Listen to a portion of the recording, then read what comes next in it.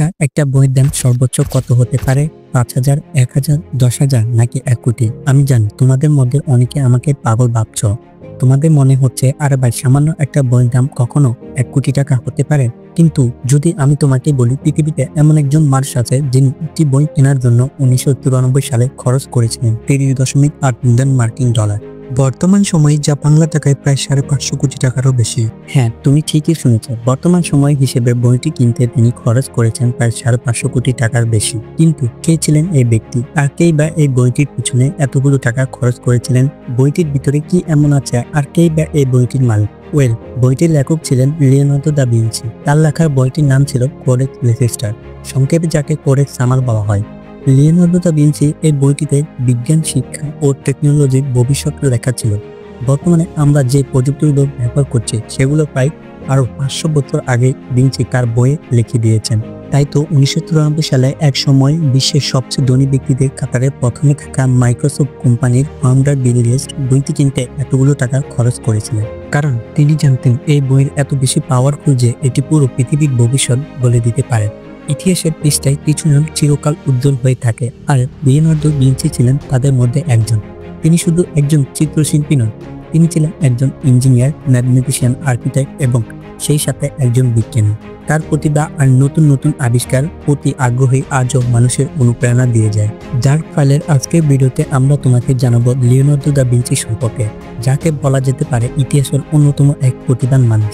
লিওনার্দোর জীবনের গল্পটাই আজ তোমরা জানতে চলেছ, তাই না টেনে ভিডিওটি শেষ পর্যন্ত দেখার অনুরোধ রইল, কারণ আজ তুমি এই ভিডিও থেকে অনেক কিছু জানতে ও শিখতে চলছ।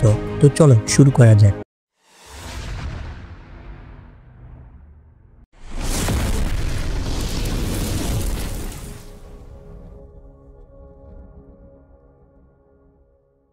লিওনার্দো দা ভিঞ্চির জন্ম হয়েছিল ১৪৫২ সালের ১৫ এপ্রিল ইতালির ফ্লোরেন্স এর কাছে ছোট্ট একটা গ্রাম আঞ্চনাতে। তবে তার জন্মটা ছিল তখনকার সময় দৃষ্টিত অবৈধ, কারণ তার বাবা শির পিয়েরো দি দা ভিঞ্চি এক নামকরা আইনজীবী এবং মা ক্যাটেরিনা ছিলেন এক সাধারণ কৃষক কন্যা।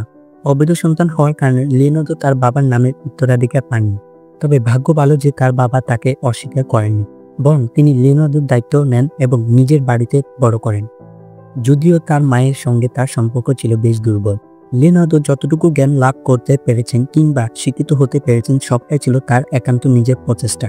কারণ অবৈধ সন্তান হওয়ার কারণে সেই সময় তার আনুষ্ঠানিক শিক্ষা গ্রহণের কোনো সুযোগ ছিল না। তৎকালীন সমাজে ছিল না তার কোনো স্বীকৃতি কিংবা অধিকার। কিন্তু আশ্চর্যজনকভাবে তিনি নিজের কৌতূহল, পর্যবেক্ষণ ক্ষমতা দিয়ে সবকিছু শিখেছিলেন। তিনি প্রকৃতি থেকে শুরু করে মানুষের আচরণ, এমনকি পাখির উড়ার ধরন ও আকাশের তারাগুলো পর্যন্ত গভীরভাবে পর্যবেক্ষণ করতেন।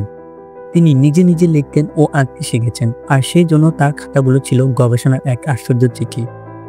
লেখার কথা যখন বলে ফেললাম, তাহলে তোমাদের এক মজার গল্প শোনাই। লিওনার্দো শহীদ ভাই ছিলেন বাঁহাতি, তবে তিনি এমনভাবে লিখতেন যা সাধারণ চোখে দেখলে বলা যেত না, কারণ তিনি তার লেখাগুলো আইনের বিপরীতে উল্টা করে লিখতেন। ফলে আইনের মধ্যে প্রতিফলন করার পরেই তার লেখাগুলো পড়া যেত, এর আগে নয়। অনেকেই মনে করেন এটি ছিল তার সৃজনশীল চিন্তার এক অভিনব উপায়, যা তাকে সবার থেকে আলাদা করছে। আবার অনেকেই বলতো তার থিওরিগুলো যেন অন্য কেউ চুরি করতে না পারে, সেই জন্য তাই তিনি এ পদ্ধতি ব্যবহার করতেন। কিন্তু তুমি কি আগে কখনো কোথাও এমনটা শুনেছিলেন যে কোনো মানুষ তার লেখাগুলো স্বাভাবিকভাবে আইনের বিপরীতে উল্টাভাবে লেখে? আমি সেই তুমি শুনুনি। যেহেতু লিওনার্দোর বাবা একজন নামকরা আইনজীবী ছিলেন, তাই তিনি চেয়েছিলেন ভিঞ্চি আইন বিষয়ে পড়াশোনা করুক। কিন্তু ছোট থেকে ভিঞ্চির মনোযোগ ছিল চিত্রকলার দিকে। অবশেষে বাবার অনুমতিতে তিনি বিখ্যাত চিত্রশিল্পী আন্দ্রে ভিক্টর স্টুডিওতে যোগ দেন, আর সেখান থেকেই তার প্রতিভার প্রকৃত বিকাশ শুরু হয়। জানলে অবাক হবে, আধুনিক বিমান আবিষ্কারের প্রায় ৪০০ বছর আগে ভিঞ্চি উড়োজাহাজের নকশা করেছিলেন। কিন্তু কিভাবে একজন রেনেসাঁ যুগে মানুষ এতগুলো বছর আগে বিমানের নকশা করতে পারল? এই উড়োজাহাজের মডেল তৈরির পেছনে আছে আরেক রহস্য। লিওনার্দো ভিঞ্চির ছোটবেলার একটি গল্প পাওয়া যায় তার নোটবুক থেকে। তিনি লিখেছিলেন, এক বিশাল চিল এসে তার দোলনার উপরে বসেছিল এবং তার ডানা উড়ার ধরন দেখে তিনি বেশ অবাক ও মুগ্ধ হয়েছিলেন।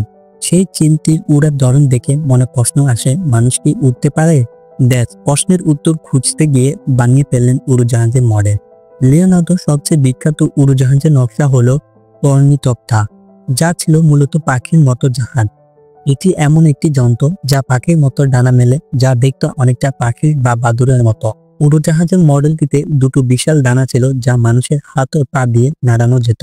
লিওনার্দোর আরেকটি অবিশ্বাস্য নকশা হলো এয়ারক্রাফট, যা দেখতে অনেকটা আধুনিক হেলিকপ্টারের মতো। 1902 সালে লিওনার্দো দা ভিঞ্চি, যে সালে বর্জিরা সামরিক প্রকৌশলী হিসেবে কাজ করেছিলেন, তিনি যুদ্ধক্ষেত্রে সবসময় নতুন নতুন টেকনোলজির ব্যবহারে আগ্রহী থাকতেন। এই ধারাবাহিকতায় তিনি একটি ট্যাঙ্কের নকশা করেন যা দেখতে একটি চলমান দুর্গের মতো। ট্যাঙ্কটি সম্পূর্ণরূপে লোহার আবরণে ঢাকা ছিল যাতে শত্রুপক্ষের তীর বা বন্দুকের গুলি প্রবেশ করতে না পারে। 1916 সালে প্রথম বিশ্বযুদ্ধের সময় ব্রিটিশ বাহিনী তাদের প্রথম কার্যকর ট্যাঙ্ক মার্কেট ট্যাঙ্ক ব্যবহার করেন। লিওনার্দোর নকশা করা ট্যাঙ্কের সাথে প্রায় মিলে যায়। 1480-র দশকে লিওনার্দো ভিঞ্চি শহরে বসবাস করতেন। সে সময় ভেনিসের জন্য সবচেয়ে বড় হুমকি ছিল ওসমানীয় নৌবাহিনী। লিওনার্দো এমন একটি পরিকল্পনা করেন যেখানে ডুবুরিরা পানির নিচ থেকে শত্রু জাহাজে আক্রমণ করতে পারবে। এই চিন্তা থেকে তার মাথায় স্কুবা ডাইভিং স্যুটের ধারণা আসে। তার তৈরি করা মডেলটি ছিল আধুনিক স্কুবা ডাইভিং গিয়ারের প্রাথমিক ধারণা। 1946 সালে জাকিব কুস্টেং এমিল ড্রাগন স্কুবা ডাইভিং স্যুট তৈরি করেন, যা ছিল লিওনার্দোর একটি বাস্তবিক রূপ। লিওনার্দো দা ভিঞ্চি 1502 সালে অভিনয় সেতু নির্মাণের পরিকল্পনা করেছিলেন, যদিও তা তখনকার সময়কালের চেয়ে বেশি অ্যাডভান্স টেকনোলজি ছিল না। তিনি ব্রিজটির নাম রেখেছিলেন গোল্ডেন হর্ন ব্রিজ। তবে সেই সময় যথাযথ প্রযুক্তির অভাবে ব্রিজটি স্থাপন করা না গেলেও 2001 সালে নরওয়েতে নিরন্তর নকশার উপর ভিত্তি করে একটি ছোট সংস্কারের কাঠের সেতু তৈরি করা হয়। লিওনার্দো দা ভিঞ্চির চিকিৎসা ও মানবদেহের সংক্রান্ত গবেষণাগুলো আধুনিক চিকিৎসা বিজ্ঞানের অগ্রগতিতে গুরুত্বপূর্ণ ভূমিকা রেখেছে। তিনি শতাধিক মানুষের মৃতদেহ কাটাছেঁড়া করে তাদের অঙ্গ প্রত্যঙ্গ গঠন বিশ্লেষণ করেন। তার নোটবুকে পাওয়া গিয়েছে অস্থিপেশি, স্নায়ু, রক্তনালী ও অভ্যন্তরীণ অঙ্গ প্রত্যঙ্গের সঠিক চিত্র। তবে গবেষণার মাধ্যমে প্রথমবারের মতো মানবদেহে বাস্তবসম্মত অঙ্ক পাওয়া যায়। লিওনার্দো প্রথম হৃৎপিণ্ডে 4টি প্রকোষ্ঠে চিহ্নিত করেছিলেন। তিনি দেখিয়েছিলেন যে রক্ত প্রবাহ একমুখী এবং হৃৎপিণ্ড পাম্পের মতো কাজ করে, যা পরবর্তীকালে উইলিয়াম হার্ভি নিশ্চিত করেন। তিনি গর্ভবতী মহিলার দেহ, গর্ভ, শিশুর বিকাশ নিয়ে গবেষণা করেন। তার আঁকা ভ্রূণের চিত্র আজ আধুনিক জীববিজ্ঞানের হতভম্ব করেন। তিনি চোখের লেন্সের কাজ ও আলোর প্রতিফলনের প্রভাব বিশ্লেষণ করেন, আর এই গবেষণা পরবর্তীতে অপটিক্স ও চক্ষু চিকিৎসার প্রাথমিক ভিত্তি হয়ে ওঠে। লিওনার্দো দা ভিঞ্চির রোবোটিক লাইট হল ইতিহাসের প্রথম কার্যকারী রোবট। 1995 সালে তিনি তার মেধা ও ইঞ্জিনিয়ারিং দক্ষতা ব্যবহার করে এই রোবটটি নকশা তৈরি করেছিলেন। ভিঞ্চি তৎকালীন শাসক বিরোধী তর্জমার অনুরোধে এক রাজকীয় অনুষ্ঠানের জন্য এই রোবট আবিষ্কারের চিন্তাভাবনা থেকে এই মডেল তৈরি করেন। ভিঞ্চির আঁকা চিত্র এবং নকশাগুলো থেকে বোঝা যায় যে রোবোটিক গিয়ার, চাকা, পাল এবং ক্যামেরেটিক গিয়ার সকল কিছু প্রযুক্তির সাহায্যে হতো। 1950-এর দশকে বিজ্ঞানী কার্ল সাগাল লিওনার্দোর ওই নকশাগুলি খুঁজে বের করেন। পরবর্তীতে 2002 সালে মার্ক রসিক নামের একজন রোবট বিশেষজ্ঞ এই নকশাগুলোর উপর ভিত্তি করে একটি কার্যকর রোবট তৈরি করেন, যা প্রমাণ করেন যে ভিঞ্চি বাস্তবে কাজ করতে সক্ষম ছিল। লিওনার্দো দা ভিঞ্চির মোনালিসা বিশ্বের সবচেয়ে রহস্যময় এবং আলোচিত চিত্রকর্মের মধ্যে অন্যতম। মোনালিসার চিত্রটি লিওনার্দো দা ভিঞ্চি 1503 সাল থেকে 1506 সালের মধ্যে আঁকা শুরু করেন, যদিও অনেকেই মনে করেন তিনি 1517 সাল পর্যন্ত এটি নিয়ে কাজ করেছিলেন। মোনালিসার সবচেয়ে বেশি পরিচিত তার রহস্যময় হাসির জন্য। এই হাসি কখনো মনে হয় আনন্দময়, আবার কখনো মনে হয় দুঃখময়। মোনালিসার আরেকটি আকর্ষণীয় দিক হলো তার চোখের দৃষ্টি। যে দিক থেকে তুমি চিত্রকর্মটি দেখো না কেন, মনে হবে ছবিতে থাকা মোনালিসা সরাসরি তোমার দিকে তাকিয়ে আছে। এটি দা ভিঞ্চির আইটেক ইফেক্ট বা পলির আইচন নামে পরিচিত এক ধরনের চিত্রকলা কৌশল। 2011 সালে এক গবেষক মোনালিসার চোখের ভিতরে ক্ষুদ্র অক্ষর ও সংখ্যা খুঁজে পান, যা দা ভিঞ্চির কোনো সাংকেতিক বার্তা হতে পারে।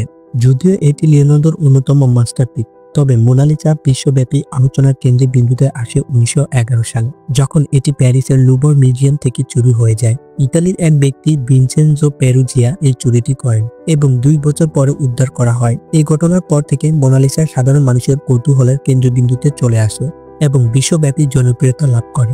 আজকের দিনে মোনালিসা অমূল্য ধন হিসেবে বিবেচিত হয়, যদিও কখনো এটি নিলামে বিক্রি হয়নি। তবে এর আনুমানিক মূল্য $807 মিলিয়ন বা তারও বেশি হতে পারে বলে মনে করা হয়। লিওনার্দো তার জীবনে কখনো এক জায়গায় থেমে থাকেননি। তিনি বিশ্বাস করতেন গান কখনো যথেষ্ট নয় এবং এই দৃষ্টিভঙ্গি তাকে বহুমুখী প্রতিভা উপহার দিয়েছে। ভালো লাগলে ভিডিওটি লাইক করতে পারো। আজকের মতো এখানে বিদায় নিচ্ছি। দেখা হচ্ছে পরবর্তী ভিডিওতে। তখনকার পর্যন্ত সাবস্ক্রাইব করে ডার্ক ফাইলের সাথে থাকো। Thanks for watching.